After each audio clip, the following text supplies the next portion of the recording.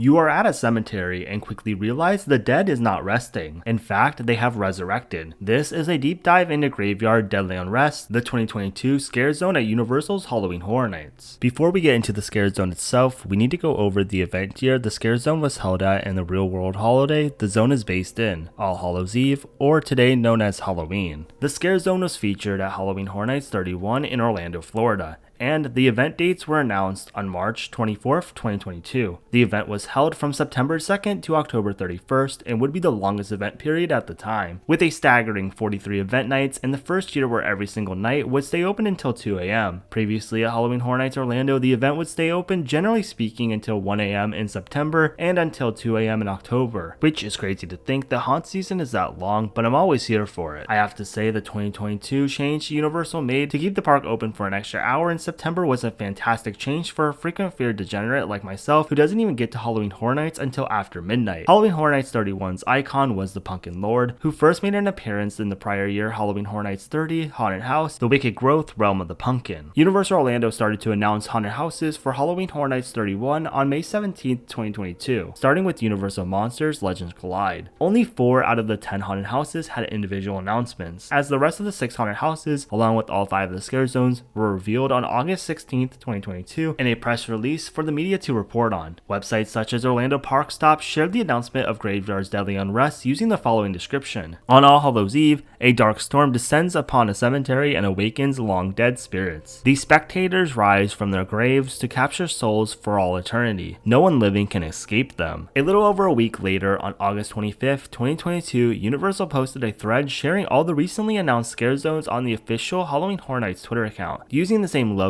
and zone description of Graveyard's Deadly Unrest seen on media websites such as Orlando Park Stop. While researching the announcement, I did stumble upon a Comcast press release regarding the Scare Zone reveal with a different description of Graveyard's Deadly Unrest that follows. Venture through an ominous Halloween thunderstorm within a ghastly cemetery in Graveyard Deadly Unrest. The theme of Halloween Horror Nights 31 would revolve around classic Halloween, and Graveyard Deadly Unrest occurs on All Hallows Eve, which is the traditional name of Halloween. The tradition of All Hallows Eve's origins started with the ancient Celts during the festival of Samhain, which initiated the end of summer harvest and start of the cold dark winter ahead. I know these are not related at all, but this reminds me of the 2023 Halloween Horror Nights Haunted House Blood Moon Dark Offerings, where a colonial era village end of year harvest festival turns into a worshiping of a rising blood moon. If you want to watch a full deep dive on that Halloween Horror Nights 32 haunted house, the link to the video will be in the description below. Now back to this mini All Hallows Eve's history lesson. Samhain started on the evening of October 31st and ended on November 1st, which would eventually be called All Hallows Eve for October 31st and All Saints Day for November 1st. All Hallows Eve would eventually become Halloween in the United States after an influx of Irish immigrants in the later half of the 19th century popularized the celebration of Halloween or All Hallows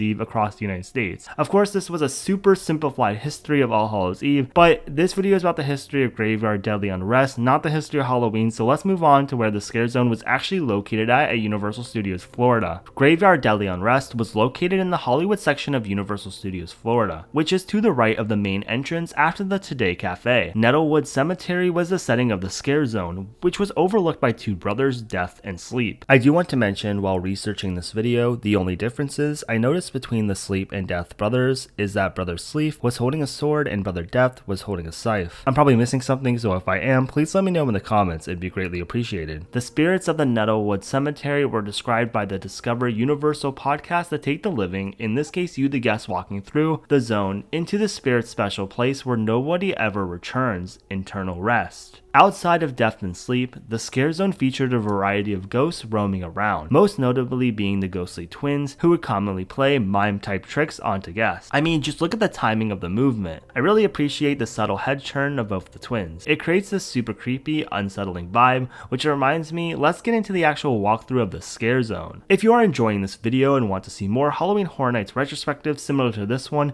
consider giving this video a like to help support the channel. Unlike haunted houses, Scare Zones are not fully linear, and Graveyard Deadly Unrest has 2 main entrances. But in theory, guests could bypass the zone by going on the sidewalks on either side of the walkway. However, guests were able to start their walkthrough from either outside of the Brown Derby hat shop or outside of Williams of Hollywood, which houses the tribute stores. This walkthrough will be going through the zone as if you were to start on the Brown Derby hat shop side. The zone starts with the entrance of the Nettlewood Cemetery, which is an old weathered one-sided gate with a small candle lamp resting above the cemetery sign. Oh, slight disclaimer, I'm not a mortician, so if I misname any of the graveyard props, please let me know in the comments. On the right of the cemetery entrance is what I want to call a mausoleum, but I don't know how a tomb would fit in there. Regardless, there's a small angel statue to the right, and on the left is a platform where ghosts were able to stand on. Across from the first slender mausoleum was another mausoleum that actually looks like it can hold tombs, which appears to hold 4 tombstones. The next mausoleum was decorated with various old photos, beads, roses, and spare change. Next was a portal gravestone, which scare actors used to pop out of. If you don't know what a portal grave is, no worries. I found out what it was while researching for this video. It's a single chamber megalithic tome with 2 right-up megalithics supporting a flat capstone on top, or in this case an open door looking gravestone. More interesting though is to the right of the portal grave is a fence with a directional sign that starts with Universal City and a dash implying that the Nettlewood Cemetery is located in Hollywood, California, near Universal Studios Hollywood. The rest of the directional sign lists miles and cities from different areas of Southern California, such as San Fernando and Bakersfield. In the middle of the walkway next to the directional sign is the main portal tome